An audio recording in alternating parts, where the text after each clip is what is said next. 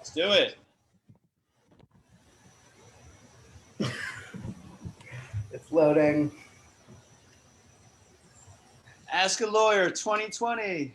All right, so welcome everybody to Greenfest, Philadelphia's first virtual Greenfest Philly, presented by Toyota Hybrids. I'm Kamali Alloway, and I'm excited to be here hosting Ask a Lawyer with representatives from Clean Air Council's legal team. This year, the event is fully virtual because of the COVID-19 crisis. You can see the full schedule of events at cleanair.org/Greenfest. Be sure to RSVP to the Facebook event to get notifications of events as things are added or changed. We're a member-supported organization working to protect everyone's right to a healthy environment. We have over 8,000 members, which are key to our ongoing work to protect public health and ecosystems. This session is intended to allow for conversation between Greenfest attendees and Clean Air Council's attorneys about who we are, what we do, and what we care about. Any information provided is in no way intended to constitute legal advice and cannot be relied upon as such. By engaging in the session, you will not be establishing an attorney-client relationship with any attorney of the Clean Air Council. We will not discuss any ongoing legal proceedings or disclose any privileged or confidential information. Please understand these ground rules, and we welcome any relevant questions that you may have. I'd like to, at this time, turn it over to our attorneys and have them introduce themselves. Why don't we start with Logan?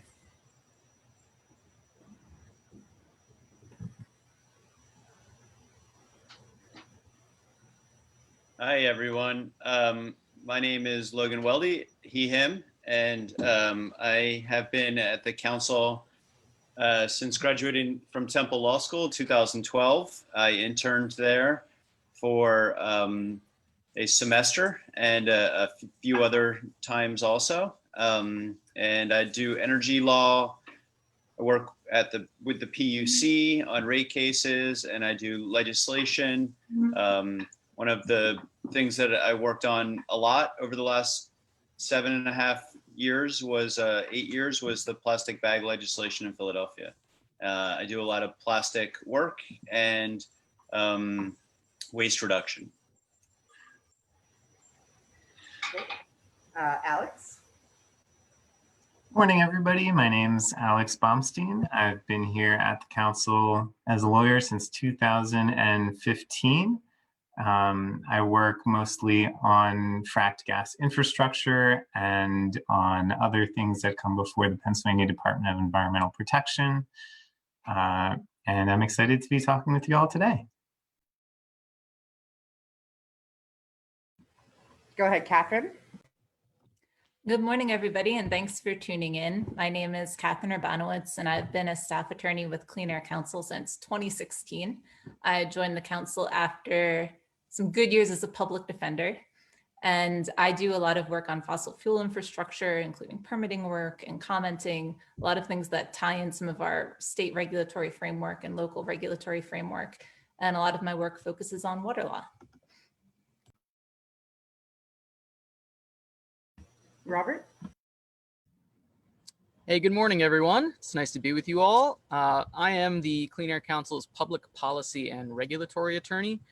So my work focuses on statewide policy efforts to reduce greenhouse gas emissions and combat climate change. And next month will mark 4 years since I joined Clean Air Council. Great. Chris?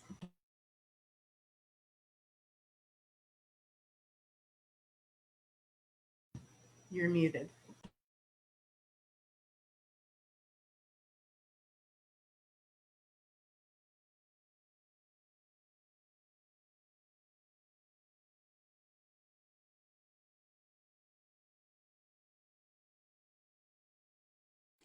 Chris, I think you're on mute. We can't hear you. I'm sorry, can you hear me now clearly? Okay. Good morning, everyone. Sorry about the glitch. My name is Christopher Ehlers. I have been a staff attorney at Clean Air Council for 5 years. My work focuses on commenting on air quality permits and air quality plans. And I also have a background in regulatory compliance and remediation of contaminated sites.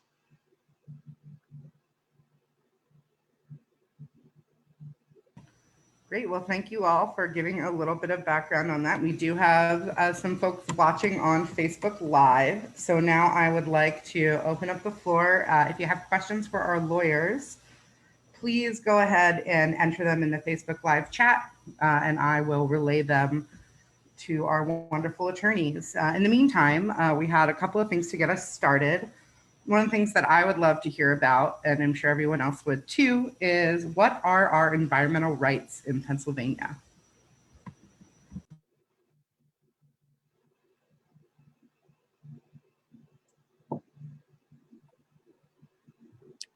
Hey, everybody, I can jump in here on that. So in Pennsylvania, we are lucky. We have what most residents of most states don't have, which is a specific provision in the Pennsylvania Constitution that gives us all environmental rights. It's called the Environmental Rights Amendment. It's at Article 1, Section 27 of the Pennsylvania Constitution. And it gives us all the right to clean air, pure water, and the natural and aesthetic features of the environment. We've had that since the early 1970s. And in the last 7 years or so, it's been reinvigorated by decisions of the Pennsylvania Supreme Court. And so that is an affirmative right we all have as individuals. We have a right to clean air. We have a right to pure water.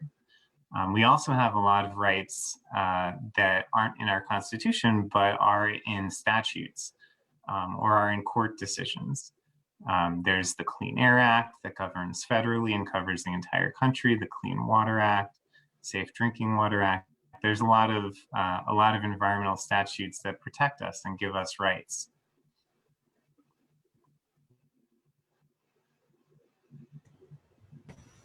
And just to Great, go thank you. further on what Alex said about the Environmental Rights Amendment, it was, as he said, reinvigorated by some recent state Supreme Court decisions, which gave that provision in our state constitution actual meaning. There are other state constitutions and state statutes with similar language, but they have been treated, as the Environmental Rights Amendment was treated for decades here, as merely aspirational. Not creating any right of action or imposing any duties or obligations on our government officials. So it's the jurisprudence is developing, but it's very exciting times for environmental rights in the Commonwealth.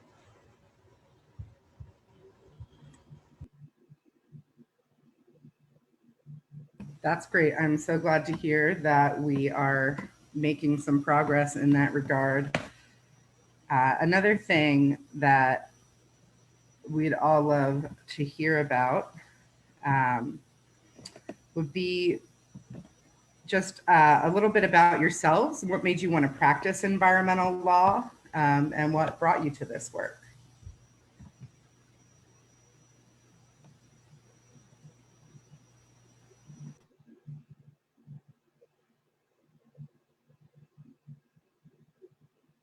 I enjoy, this is Chris Ehlers. I've been practicing law for about 25 years. About half of it has been in the area of environmental law, and most of my practice in my career has been in administrative law. What's interesting and fascinating about environmental law for me is that it is so eclectic. It cuts across so many different things. The environment is everything around us. It's humans, but it's also non-humans. It's plants and animals and wildlife, and about impacts on our ecosystems as well. And in addition, there's so much that is a part of environmental law and policy that is above and beyond the law. The law just holds things together in a shell. But once you scratch that surface of that shell, you find a very, very complex world of air quality, water quality, contaminated sites, things like that. And all of these disciplines are very fascinating and interesting. They involve conferring with experts and learning about science. And it's simply just an enthralling area to practice law for me.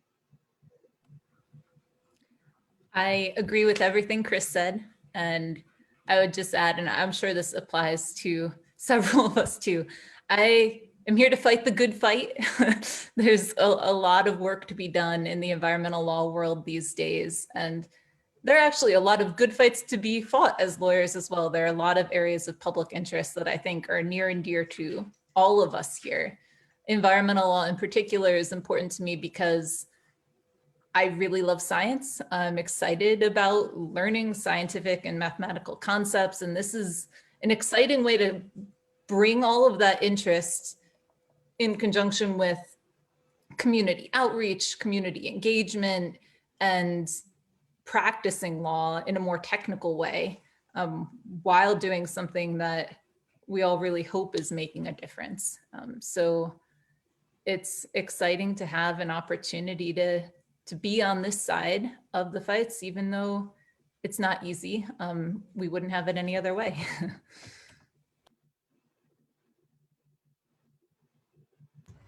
So in my own case, I went to law school with the thinking that I wanted to have a career in public interest law, and it wasn't specifically an environmental focus at the time.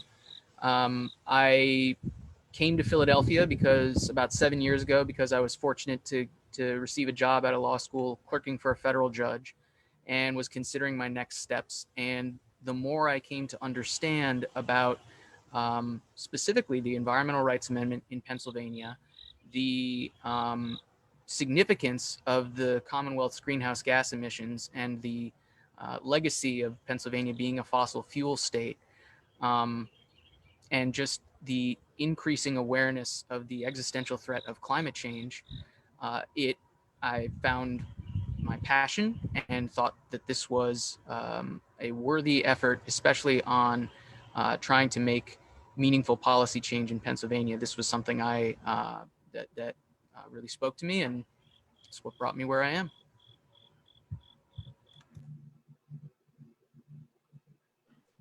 Did everyone go? You can go ahead. Alex hadn't gone, but not necessarily everyone has to respond. I decided to go to law school because I was sick of seeing all the waste and how wasteful people live their lives. So I wanted to make laws that would make people change the way they lived and create a society that was more efficient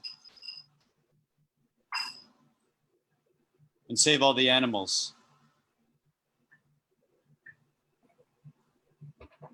And I'll jump in briefly here and say that the law is one of the important tools we have to protect nature, to protect human rights, and to defend all the wild spaces we love. There is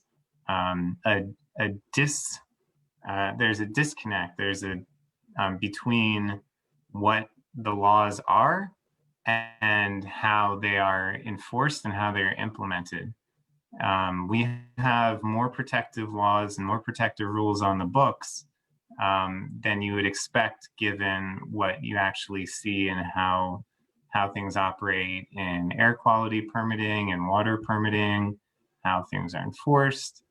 I think one of the crucial roles of us as lawyers is bridging that gap, is ensuring that the way the world works is the way it's supposed to work and the way we've legislated that it work, and that people's rights are respected and enforced.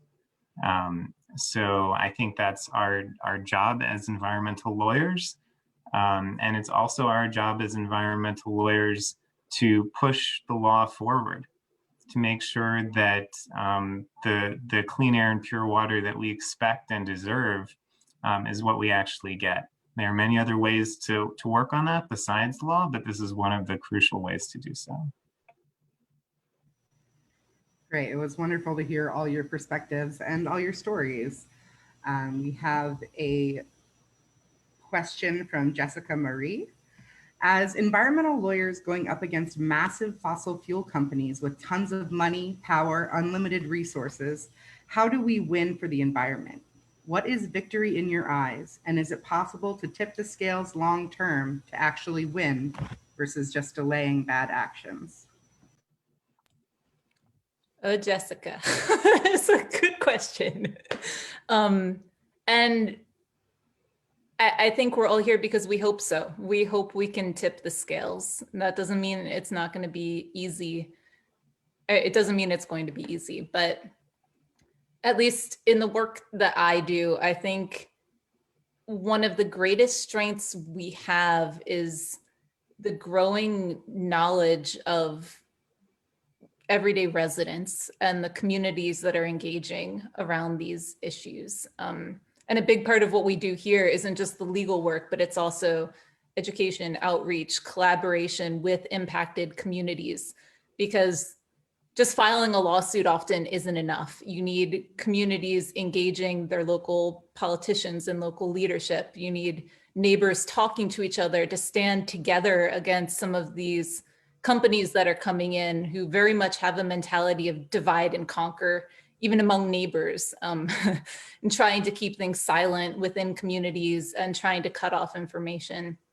So I think one of our greatest assets and one of our greatest areas of hope is that there are a lot of concerned residents out there that are connecting with each other and connecting with us. And that's really, the hope we have for succeeding in this larger fight going forward.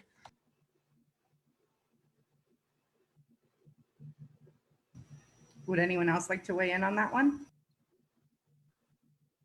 I would say also we are right.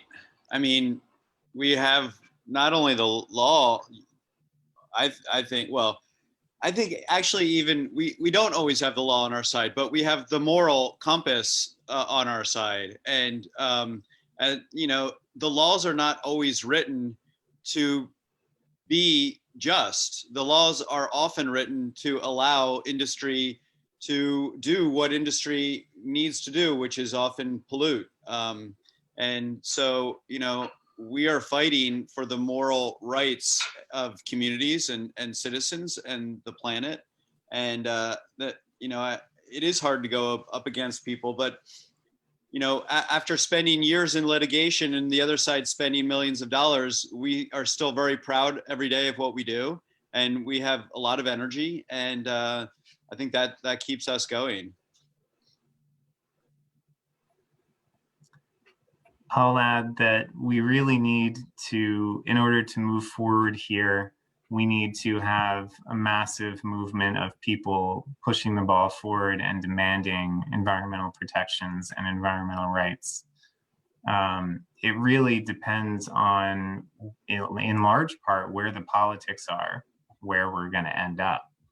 I'll remind folks that 50 years ago, Richard Nixon signed the Clean Air Act into law. Back then, it was a strong bipartisan agreement that America needed to do more to protect our air and protect our water. We haven't had a major law protecting the environment in a way like the Clean Air Act for decades at this point. But that doesn't mean that we can't or that we shouldn't. That just means that we need to reinvigorate the movement to defend our rights and to protect our environment. Great, thanks guys. We have another question from Natasha. Thank you all for your work in protecting the environment, ecosystems, and the rights of communities to safe air, water, and green spaces. What can people who are not lawyers do to support and further your work, which I think plays well off of what Alex was just talking about?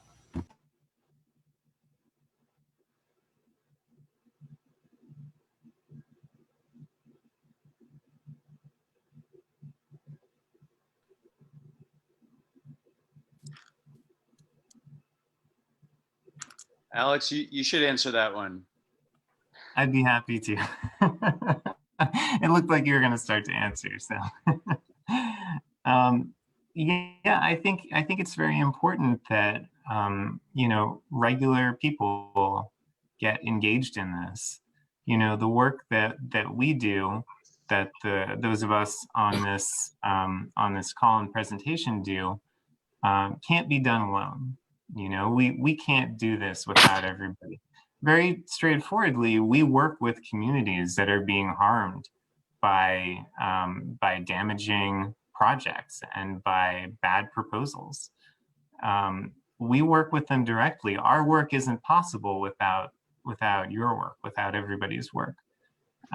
So getting more involved at the local level in any fight in your community is really crucial. And in addition to that,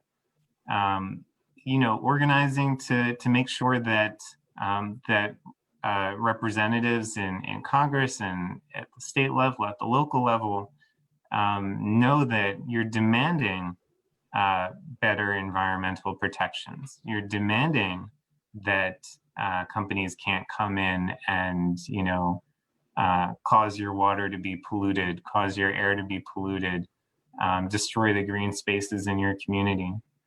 Until people in elected officials know that they're going to be voted out of office unless they stand up for their residents, for their constituents, we're not going to have the change that we need.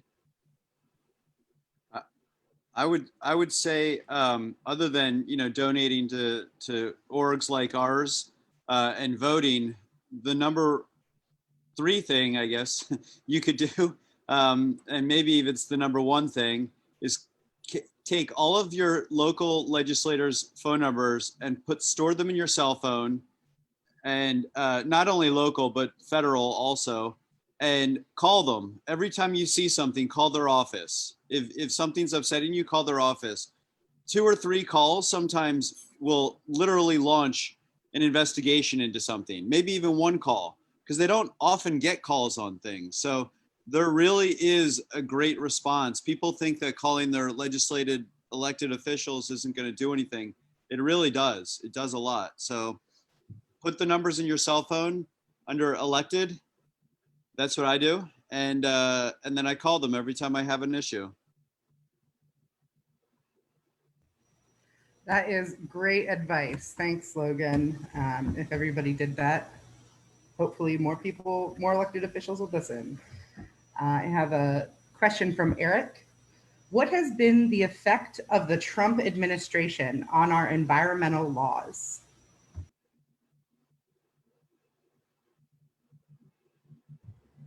Not great, really bad.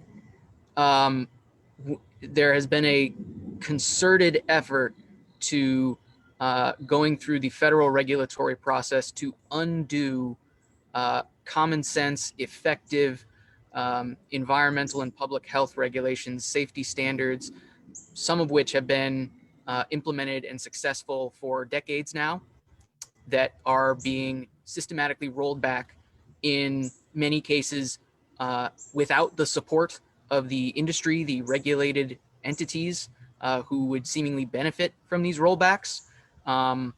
It is a mindless and singularly focused on deregulation as a principle unto itself. And thankfully, there have been some favorable court decisions, not just Clean Air Council, but lots of environmental organizations, state attorneys general have been steadfast in challenging these rollbacks in federal court. But the past 4 years, we have no time to waste in the fight against climate change. And these last 4 years have not just been a pause, but a setback in terms of federal leadership in not just in the fight against climate change, but across the board on environmental policy.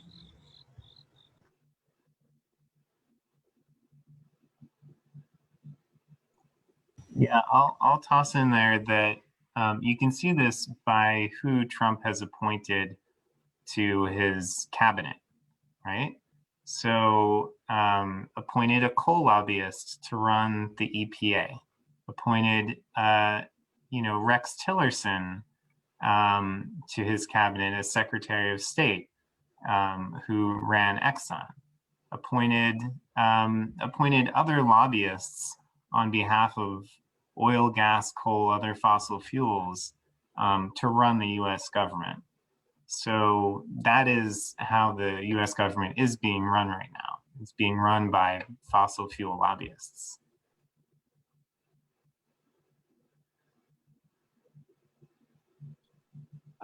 I think maybe Trump was a nice wake-up call. Maybe in the long run, we'll feel that Trump actually was the best thing that's happened to the environment in a very long time. I think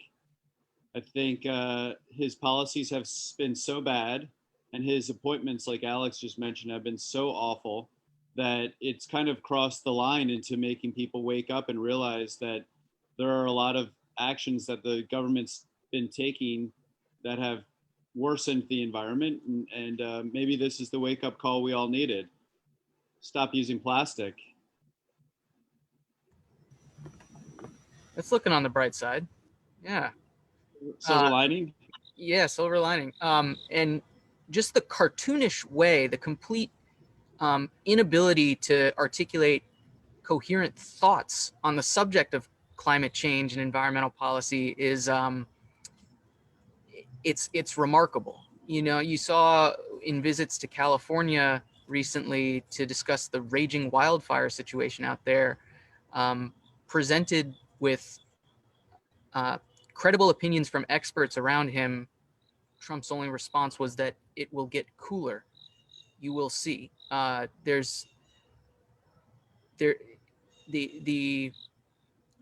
It's really quite remarkable, the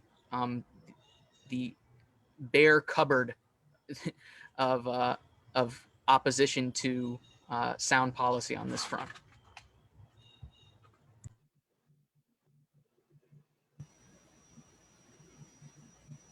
I have a question from Katie, which hopefully can be a brighter, or at least a more hopeful counterpart to the last question. What legal actions can Pennsylvania take to combat climate change?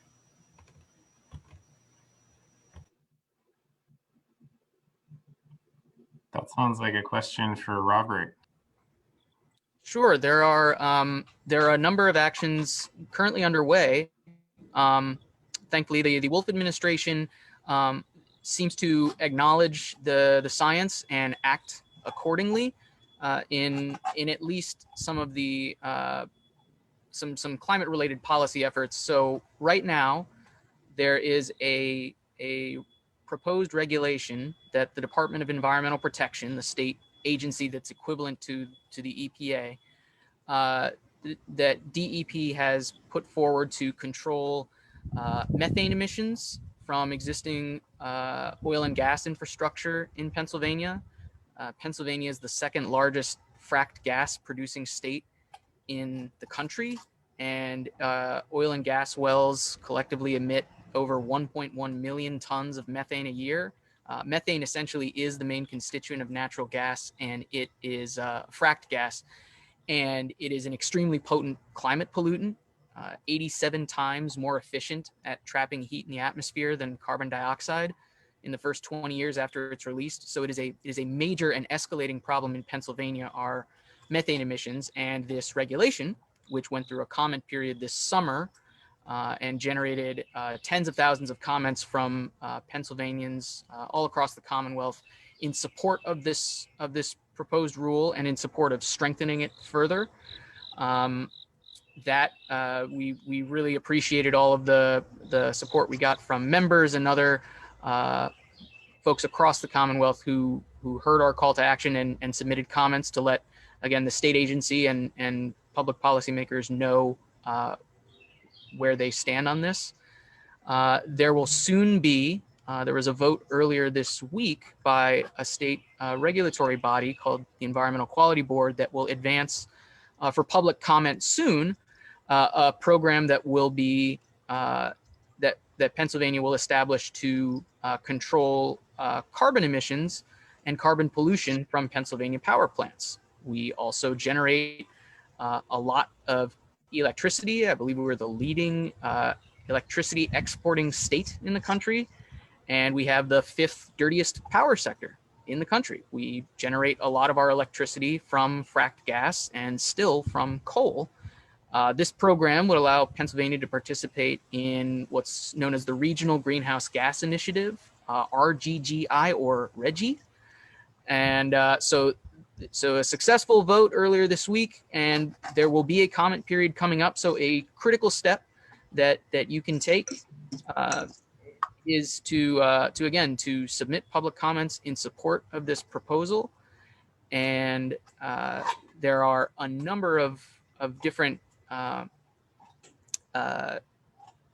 bills that have been introduced in the State General Assembly as well that could further the causes of clean energy and energy efficiency that have been stalled out by the majority party. So those are some legal actions that can be taken to help improve the environment, and can be the efforts behind those can really be strengthened with showing of public support and engagement. And if anybody has any questions out there about either the proposed regulations I talked about, or state legislation that would help the environment, please feel free to contact me or any of the other attorneys at Clean Air Council, because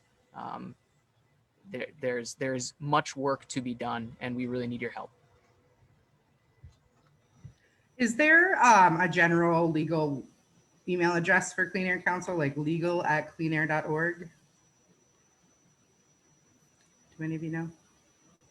There sure is, and that puts you in contact with all of the attorneys on staff. Yes, and you nailed it, Kamali. Legal. I will post it in the chat if anybody wants to get more involved or more details on this really important and pretty complex and nuanced work. I would just add, Kamali, that to Robert's statement, there's almost, and to Katie's answer, what legal actions can PA take to combat climate change?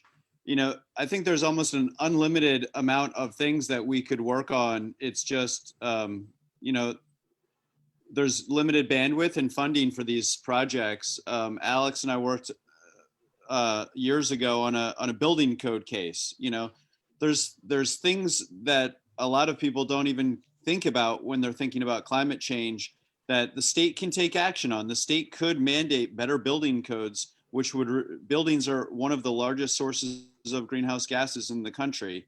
You know, simple things like that, Pennsylvania could take the lead on. They could increase, Robert, did you mention AEPS? I did not. Go for it. Yeah, so alternative energy portfolio standard. A lot of states have a very high percentage of a mandate for a higher percentage of renewable energy, and really renewable. I don't mean like burning tires as renewable or burning trees as renewable, but you know, solar, turbine, wind, and Pennsylvania is a laggard in that.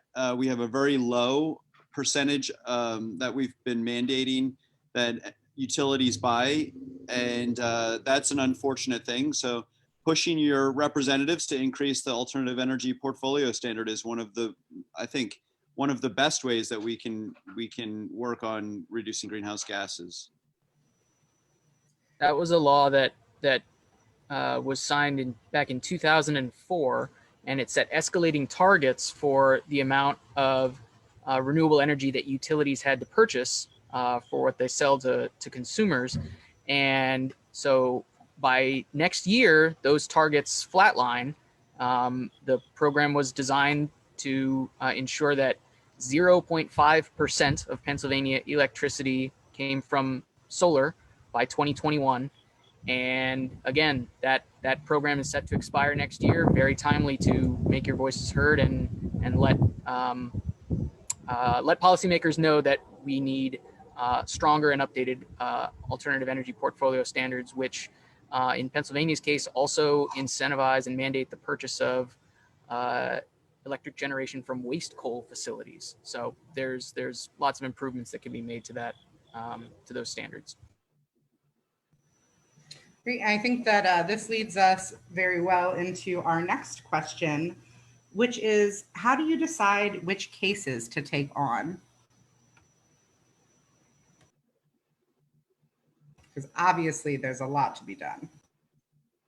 I think this is a perfect opportunity to mention Joe Minot, who's been leading Clean Air Council for I think 30 5 years now. He's been guiding us on so many things, and that's one of the best things about his job is we meet with him and talk about which cases are the most important for the planet, the state, and the council.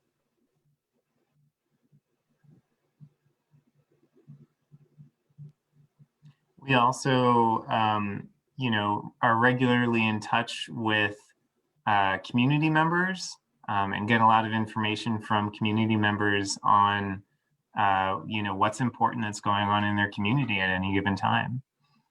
And, what we have to think about what's strategic. What does it make sense to work on, and where can we have the most bang for the buck? And on top of that, there are, we look at, what issues are core to the kind of things we have expertise on. And then there's always the special sauce that we can't discuss about, internal discussions we have over what it makes sense for us to work on. And I'll add one more thing on top of that. We look at the merits of any potential litigation or other legal actions to make sure that we're never going into a case where, we don't have the law on our side.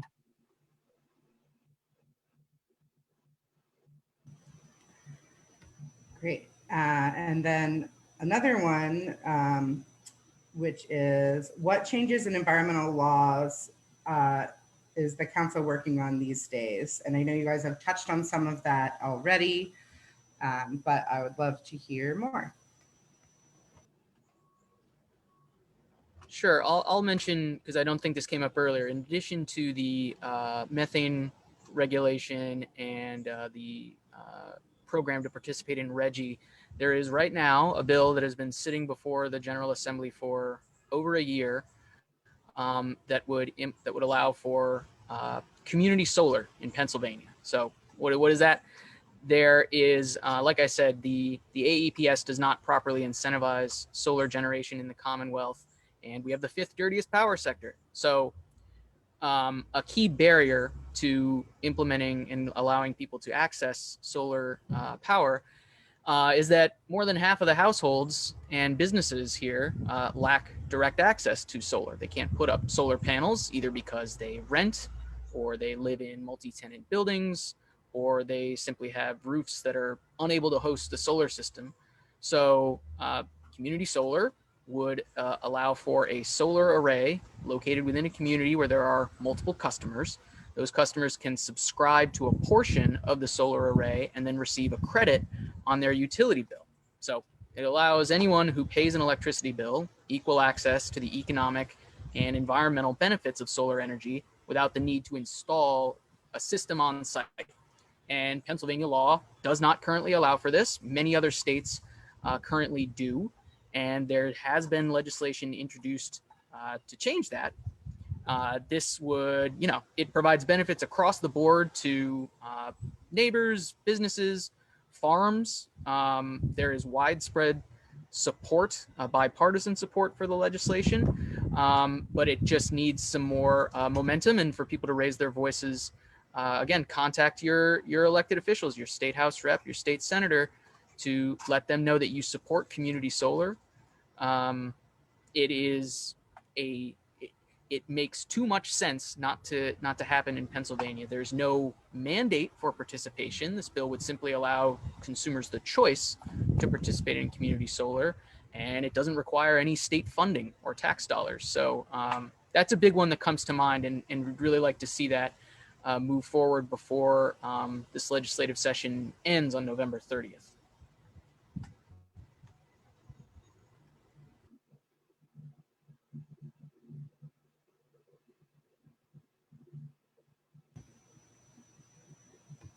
I have a question from Yvonne. Why hasn't the Pennsylvania Constitutional Environmental Amendment been effective with methane and fracking? I think that means in regulating those.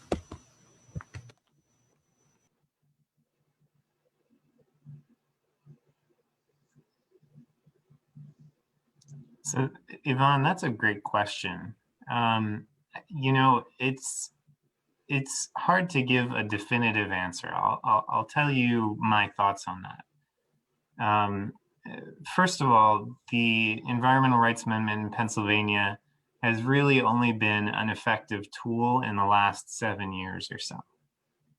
So there hasn't been a lot of time to work with it. So that's one reason. Another reason is that the statutory landscape in Pennsylvania, like what are the rules and also the regulations that govern methane and fracking, are, I would say, and I'm not as much of an expert on this as Robert, but they are complex. There's a lot of details to them. People have tried to bring cases. Well, people have brought cases that relate to fracking. So, for example, Clean Air Council and the Delaware Riverkeeper Network and individual residents near a fracking well, near a proposed fracking well in Butler County several years ago, brought a case challenging the installation of the fracking well. And asserting environmental rights amendment claims. You know, that case wasn't successful in the courts. Why was it not successful?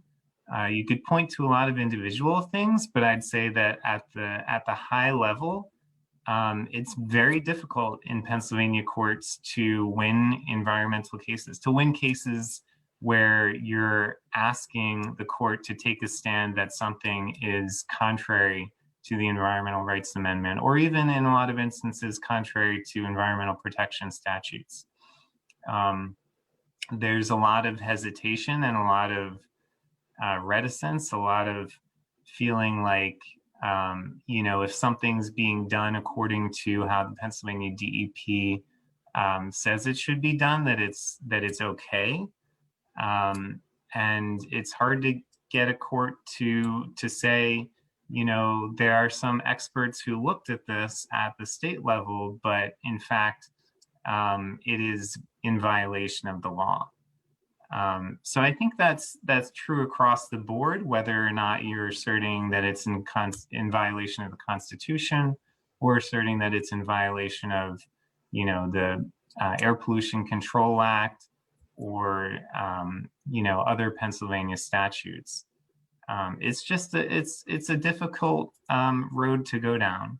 So that's, and again, I think that's not unique to asserting environmental rights amendment claims, but it's one of the barriers that we see. And just for some more context to what Alex said, so the fracking boom essentially began in Pennsylvania around 2008, and the leading state Supreme Court case, the landmark case that really gave the Environmental Rights Amendment teeth, struck down a law known as Act 13 of 2012 that was that pertained to the frack gas industry in Pennsylvania. And so the jurisprudence is developing, but the state policy around fracking ultimately led to a state Supreme Court decision that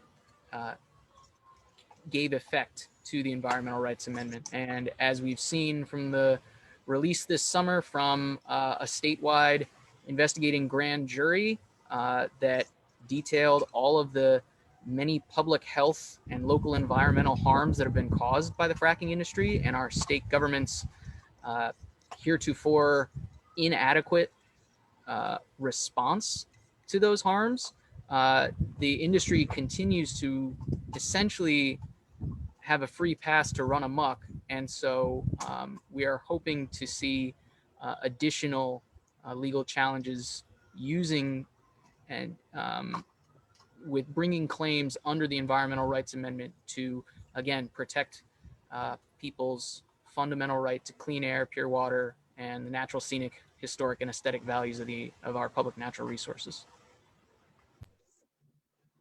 Wow, Robert, you really know that quote. I have read it, yes. It's like he can't about this stuff or something. I have a question. I know a lot of what Clean Air Council's legal work ends up being in the day-to-day is doing public comments. And I'd love to hear more about what a public comment period is and what the purpose of submitting public comments is in our legal work. Yes, that's something that I do a lot of work on, particularly in Allegheny County. The Allegheny County Health Department has jurisdiction. That's the state permitting agency in Pittsburgh and throughout that county. And so for all the industrial sources, to have an industrial source build a plant that it releases air emissions, you need to have a permit for it, a permit to construct it, and then once constructed, a permit to operate it. And so public comment provisions in the law allow for public participation, and that's something that's very important to environmental organizations like ours and for people in the community, because that's their opportunity to review the documents regarding an application to do something that causes air pollution and evaluate that and talk to people and become informed about it. And that's very, very important. And that relates to a question someone posed earlier. One of the best things people in the community can do is to really understand projects, not just, jobs versus the environment, which is a false choice, and which is typically the first line of defense of business and industry. They don't necessarily want you to fully understand everything. They want you to cast things in very vague terms. So the public comment process is very important to really learn about what these projects involve, what's the nature of these emissions, how will they impact people, and in what ways. And so you can provide comments, you can write comments up, depending on the jurisdiction, depending on the agency, you can email them or mail them or whatever, depending on their rules. Express your opinions, and sometimes they have hearings, public hearings, where you can come out in person before the pandemic or virtual hearings afterwards, and you could participate and ask questions. Unfortunately, they limit your question time to a few minutes often, but still that is an important opportunity for becoming involved in democracy in the process that we should not overlook. The law basically says that agencies have to review comments and respond to them before they make a final decision.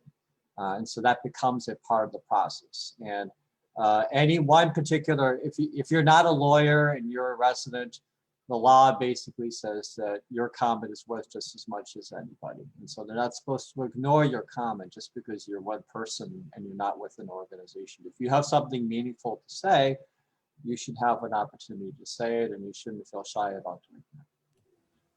Just emphasizing what Chris is saying about everybody having access to comment periods. I think it's easy to feel like if you are not an expert in the field, it might not be worthwhile for you to contribute a comment. And that's really not the case. And one of the things that we've seen recently, the amazing coalition of residents who have activated around the Mariner East pipelines. The company coming in for that project is not local. They don't know the area. And sometimes they are going forward with their project based primarily on like a desktop review of some of these locations, and they're not having the same level of on the ground knowledge as local residents would have. And it's really been the community voices stepping up, being able to speak about the locations of some of this work with their own personal knowledge of what the area is actually like, as opposed to an outside company who doesn't have the same level of investment in the area being the final word on that. It's been the community members stepping up and reporting problems, speaking to spills of drilling fluid and all kinds of issues. And those have all been, smaller comments than the kinds of comments that Chris is talking about with broader regulations sometimes in some of the bigger facilities. But there are also small comment periods that come up all the time for some of these local projects, and local voices are really important because it's the residents living there who know the area and can really add that level of detail about what the impacts would be like for their community. And that can get overlooked without the local voices. we may not all be experts, but we all have to drink water and breathe air. So we all have a vested interest in these issues. I'm going to have one final question. It's also from Yvonne, which I feel there may not be a straightforward answer to, but I'd love to hear what you guys think. When can we get a list of the chemicals used in fracking?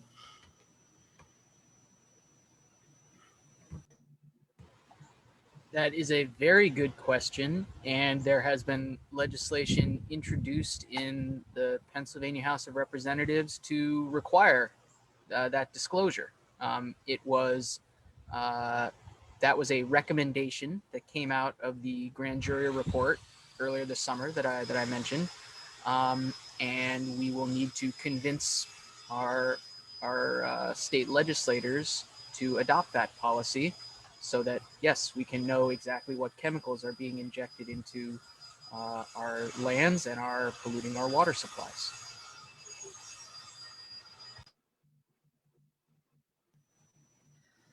Right. Well, we are about to the end of the hour. I really have appreciated getting to learn more about the council's legal work, as I'm sure everybody on the live stream has.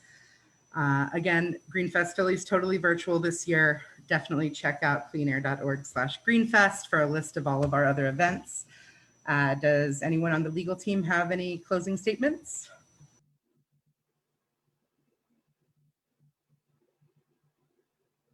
All right, well, thank you, everybody. And I hope that we'll see you in some of our other programming. Thank you all. Thank you.